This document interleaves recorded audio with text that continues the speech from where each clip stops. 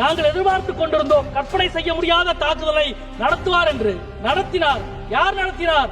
அமெரிக்க அதிபர் டிரம்ப் நடத்தினார். சோழர்கள் நடத்திய போரையும் ஆபரேஷன் சிந்தூரையும் இணைத்து பேசியிருக்கிறார். கடல் கடந்த வெற்றியை பெற்றதென்றால் அது சோழ பேரரசு மட்டும்தான். அந்த வெற்றிக்கு என்ன காரணம் தெரியுமா? ராஜராஜனோ ராஜேந்திர சோழனோ தான் நடத்திய எல்லா போரையும், தான் ஆரம்பித்த எல்லா போரையும் அவன்தான் முடித்தானே தவிர பக்கத்து நாட்டு மன்னன் முடித்து வைக்கவில்லை. ராஜராஜன் ஆரம்பித்த போரை பக்கத்து நாட்டு மன்னன் முடித்ததாக சொல்லி இருந்தால் முதலில் அவன் கதையை முடித்திருப்பான் ராஜராஜனும் ராஜேந்திர சோழனும். ராமன், கிருஷ்ணன் போன்ற கடவுள்களை எல்லாம் உங்கள் தோல்விகளை மறைக்க கடவுள்களை இவ்வளவு மலினமாக பயன்படுத்துவது நியாயமா? ஆத்திகவாதிகளின் மனம் புண்படாதா? இந்துக்களின் மனம் புண்படாதா? அவைத் தலைவர் அவர்களே, உங்களுக்கு எனது அன்பான வணக்கத்தை தெரிவித்துக் கொள்கின்றேன். பகல்காம் தாக்குதலுக்கு எதிராக தேசமே ஒன்றுபட்டு நிற்கிறது. வீழ்ந்த ஒவ்வொரு உயிரும் ஏற்படுத்திய வலியும் வேதனையும்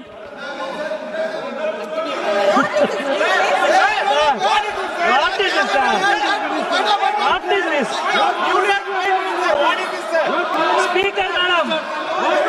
Honorable Speaker, madam.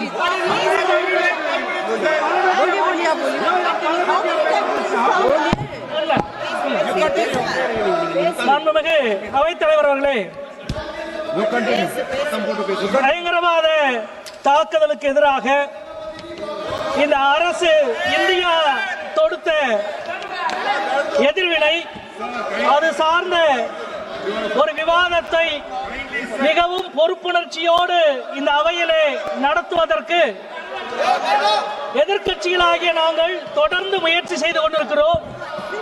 இந்த முயற்சி இன்றைக்கு நேற்றைக்கல்ல, கடந்த 2 மாதங்களாக இந்த முயற்சியை எதிர்க்கட்சிகள் பொறுப்புணர்ச்சியோடு நடத்தி கொண்டிருக்கிறார்கள்.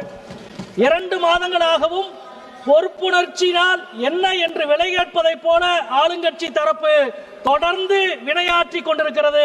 அவற்றினுடைய ஒரு சான்றுதான் இந்த அவையிலும் இப்பொழுது நடந்திருக்கிறது என்பதை முதலிலே நான் பதிவு செய்கிறேன். பாதுகாப்புத்துறை அமைச்சர் இந்த விவாதத்தை துவக்கி வைத்து பேசினார்.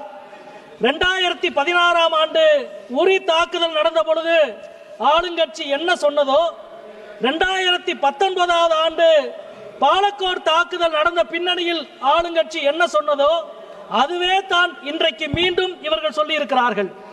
நீங்கள் பேசிய இவ்வளவுக்கும் பிறகு இந்த தீவிரவாத தாக்குதல் பகல்காமில் எப்படி நடந்தது?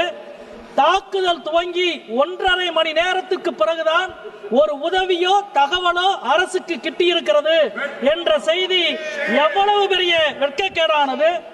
3 அடுக்கு பாதுகாப்பின் தோல்வி, ராணுவத்தின் தோல்வி, சிஆர்பிஎஃப் தோல்வி, ஜம்மு காஷ்மீர் காவல்துறையினுடைய தோல்வி, 3னுடைய தோல்வி. இதற்கு யார் பொறுப்பேற்க போவது?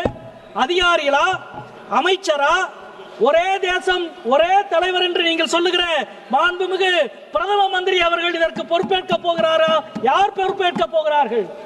நீங்கள் ஆட்சிக்கு முன்பு வரை நடந்த எல்லா சம்பவங்களுக்கும் நேருவிலே துவங்கி மன்மோகன் சிங் வரை பொறுப்பேற்க வேண்டும் என்று சொல்லுவீர்களே, இப்பொழுது நீங்கள் யாரை கையை காட்டப் போகிறீர்கள் என்ற கேள்வியை நாங்கள் எழுப்ப விரும்புகிறோம். இந்த தாக்குதல் சம்பவம் நடந்த பொழுது சவுதி அரேபியாவிலே இருந்த நம்முடைய மாண்புமிகு பிரதமர் அவர்கள் தங்களது பயண திட்டத்தை குறுக்கிக் கொண்டு உடனடியாக புறப்பட்டார். நேரடியாக பகல்காமுக்கு போக போகிறார் என்று நாடே எதிர்பார்த்தது. நேரடியாக காஷ்மீருக்கு போக போகிறார் என்று நாடே எதிர்பார்த்தது. அவர் நேரடியாக பீகாரினுடைய தேர்தல் பேரணிக்கு போனார். எங்கள் இதயங்களில் தேசம் இருக்கிறது, உங்கள் இதயங்களில் தேர்தல் மட்டும்தான் இருக்கிறது என்பதை இந்த நாடு தொடர்ந்து பார்த்துக் கொண்டிருக்கிறது. அது மட்டுமல்ல, சிறப்பு நாடாளுமன்ற கூட்டத்தொடரை கூட்டுங்கள் என்று மீண்டும் மீண்டும் நாங்கள் கேட்டுக்கொண்டே இருக்கிறோம். பிரதமர் என்ன சொன்னார்? ஜனநாயகத்தின் கோவில் இந்த நாடாளுமன்றம் என்று சொன்னார். சரி, கோயிலுக்கு வாங்க என்று நாங்கள் கூப்பிடுகிறோம். கோவிலுக்கு வர இவ்வளவு பயப்படுகிற ஒரு பிரதமரை நீங்கள் கொண்டிருப்பது சரியா, நியாயமா?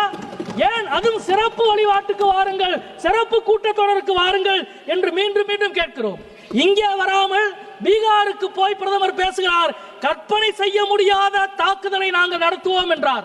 நாங்கள் எதிர்பார்த்து கொண்டிருந்தோம் கற்பனை செய்ய முடியாத தாக்குதலை நடத்துவார் என்று. நடத்தினார். யார் நடத்தினார்? அமெரிக்க அதிபர் ட்ரம்ப் நடத்தினார். கற்பனையே செய்ய முடியாத ஒரு தாக்குதலை. இந்த பிரச்சனையில் அதிகமாக தோல்வி அடைந்திருப்பது உள்துறை அமைச்சகமா அல்லது வெளியுறவுத்துறை அமைச்சகமா என்ற விவாதத்தை இந்த அவை நடத்தி கொண்டிருக்கிறது. எதிர்க்கட்சிகள் ஆகிய நாங்கள் IMF சர்வதேச நிதியம் பாகிஸ்தானுக்கு கடன் கொடுப்பதை இந்தியாவால் தடுக்க முடியவில்லை. IMF நிர்வாக குழுவில் 25 நாடுகள் இருக்கிறது. ஒரு நாடு கூட இந்தியாவுக்கு ஆதரவாக வாக்களிக்கவில்லை. உலக அரங்கில் இந்தியாவை தனிமைப்படுத்தி வைத்திருக்கிறீர்கள் நீங்கள் என்பதை இங்கே நாங்கள் சுட்டிக்காட்ட விரும்புகிறோம். அதே போல பாலஸ்தீன பிரச்சனையில் ஐநா தீர்மானத்தில் இருந்து விலகியது, ஈரான் மீதான தாக்குதல் பிரச்சனையில் சாங்காய் ஒத்துழைப்பு அமைப்பினுடைய கூட்டறிக்கையில் கையெழுத்து போடாதது, ட்ரம்பினுடைய பேச்சுக்கு எதிராக எந்த எதிர்வினையும் ஆற்றாதது, இதுவெல்லாம் சர்வதேச அரங்கத்தில் இந்தியாவை ஒரு கோழை நாடாக கொண்டு போய் நிறுத்தி இருக்கிறீர்கள் என்பதை நாங்கள் இங்கே குற்றம் சாட்ட கடமைப்பட்டிருக்கிறோம். எனக்கு முன்னால் பேசிய மரியாதைக்குரிய முன்னாள் அமைச்சர் அனுராக் தாக்கூர் அவர்கள் குறிப்பிட்டதை போல இந்தியாவின் நிலைப்பாட்டை உலக நாடுகளுக்கு சொல்லுவதற்கு அனைத்து கட்சி குழுவை நீங்கள் அனுப்பினீர்கள். நாங்கள் எங்கள் கட்சியில் இருந்தோம், எதிர்கட்சிகள் எல்லாம் அதில் பங்கெடுத்தார்கள். என்ன விசித்திரம் தெரியுமா? உங்களால் கடந்த காலங்களில் யாரெல்லாம் தேச துரோகிகள் என்று சொன்னீர்களோ அந்த தேச துரோகிகளில் பலர் எதிர்க்கட்சி குழுவில் பங்கெடுத்தோம். ஏனென்றால் எங்களுக்கு முக்கியம் தேசம்தான். அது மட்டுமல்ல, ஒவ்வொரு குழுவிலும் 1 அல்லது 2 இஸ்லாமிய எம்பிக்கள் பங்கெடுத்தார்கள். பாஜக ஆட்சிக்கு வந்ததுக்கு பிறகு இஸ்லாமிய எம்பிக்களுக்கான பிரதிநிதித்துவத்தை கொடுத்திருக்கிற முதல் விஷயம் இதுதான். அதை கொடுத்தவர்கள் எதிர்க்கட்சிகளாகிய நாங்கள். நேற்றைய தினம் நம்முடைய மரியாதைக்குரிய பிரதமர் அவர்கள் தமிழ்நாட்டுக்கு வந்து சோழர்களுடைய பேரரசை நினைவுபடுத்தி சோழர்கள் நடத்திய போரையும் ஆபரேஷன் சிந்தூரையும் இணைத்து பேசியிருக்கிறார். நான் ஒரு வரலாற்று மாணவன், வரலாற்றை அறிந்த ஒரு எழுத்தாளர் என்ற முறையில் சொல்கிறேன். சோழ பேரரசு, ராஜராஜன், ராஜேந்திர சோழன், இந்தியாவில் இருந்த ஒரு பேரரசு கடல் கடந்த வெற்றியை பெற்றதென்றால் அது சோழ பேரரசு மட்டும்தான். அந்த வெற்றிக்கு என்ன காரணம் தெரியுமா? ராஜராஜனோ ராஜேந்திர சோழனோ தான் நடத்திய எல்லா போரையும், தான் ஆரம்பித்த எல்லா போரையும் அவன்தான் முடித்தானே தவிர பக்கத்து நாட்டு மன்னன் முடித்து வைக்கவில்லை. மோடி துவங்கிய ஆபரேஷன் சிந்தூரை முடித்து வைத்தது அமெரிக்க அதிபர் ட்ரம்ப் என்பதை 25 முறை சொன்னார். ராஜராஜன் ஆரம்பித்த போரை பக்கத்து நாட்டு மன்னன் முடித்ததாக சொல்லி இருந்தால் முதலில் அவன் கதையை முடித்திருப்பான் ராஜராஜனும் ராஜேந்திர சோழனும். எனவே இன்றைக்கும் கூட இந்த இடத்திலே நம்முடைய மாண்புமிகு அமைச்சர் அவர்கள் விவாதத்தை ஆரம்பித்து பேசினார். ராமன் எப்படி இலங்கையின் மீது படையெடுத்து ராவணனை கொன்றானோ அதே போல இந்த படையெடுப்பை பிரதமர் நடத்தி இருக்கிறார் என்று சொன்னார். இன்னொரு அமைச்சர் இருந்து சொல்லுகிறார். என்ன சொன்னார்? சிசுபாலனுடைய தலையை வெட்டுவதற்கு சுதர்சன சக்கரத்தை கிருஷ்ணன் பயன்படுத்தியதை போல பிரதமர் பயன்படுத்தினார் என்று சொல்கிறார். ராமன், கிருஷ்ணன் போன்ற கடவுள்களை எல்லாம் உங்கள் தோல்விகளை மறைக்க கடவுள்களை இவ்வளவு மலினமாக பயன்படுத்துவது நியாயமா? ஆத்திகவாதிகளின் மனம் புண்படாதா? இந்துக்களின் மனம் புண்படாதா? மிக வேதனையோடு நாங்கள் இங்கே கேட்கிறோம். மாண்புமிகு பாதுகாப்புத்துறை அமைச்சர் தனது பேச்சில் ஒரு முறை கூட மறந்து கூட கர்னல் சோஃபியா குரேஷிக்கு ஏற்பட்ட அவமானத்தை, அவமதிப்பை மத்திய பிரதேசத்தினுடைய உங்கள் MP விஜய் ஷா பேசியதை கண்டித்து ஒரு வார்த்தை பேசவில்லை. ஏன்? அதே போல பகல்காம் தாக்குதலின் போது சுற்றுலா பயணிகளை காப்பாற்ற குதிரை ஓட்டி தன் உயிரை கொடுத்தான் அதில்ஷாவின் வீரத்தை பாராட்டி ஒரு வார்த்தை நீங்கள் பேசவில்லை. அது மட்டுமல்ல, ஒரு அதில்ஷா அல்ல, தீவிரவாதத்துக்கு எதிராக நூற்றுக்கணக்கான அதில்ஷாக்கள், ஆயிரக்கணக்கான அதில்ஷாக்கள் இருக்கிறார்கள் என்று உணர்த்தியது காஷ்மீர் மக்கள்.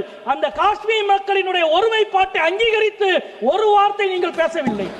வேதனையோடு நாங்கள் சொல்லுகிறோம், மத ரீதியான வேறுபாடுகளை பயங்கரவாதத்தை வைத்து அதிகரிக்க முடியாது என்பதுதான் இந்தியா சொல்லுகிற செய்தி. அதுதான் இந்தியா. அந்த இந்தியாவை உங்களால் ஒருபோதும் பிளக்கவோ வெறுக்கவோ முடியாது. நாங்கள் வெல்லுவோம் என்பதை சொல்லி முடிக்கிறேன். நன்றி, வணக்கம்.